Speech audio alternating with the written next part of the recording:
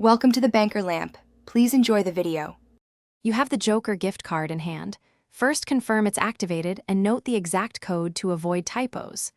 Log into the Amazon account where you want the credit, because gift card funds cannot be split across accounts. Once logged in, open the Redeem Gift Card page or the app wallet. This is where you'll paste the code. Make sure your payment defaults and shipping address are correct, as Amazon applies credits to orders automatically. Now you'll enter the Joker card code into the Redeem field. Type slowly and double-check characters that look alike to avoid errors. After clicking Redeem or Apply, wait for the confirmation message, and then verify the updated gift card balance in your Amazon wallet. This explains how much credit you have. If your purchase exceeds the gift card, you'll need to choose a secondary payment method.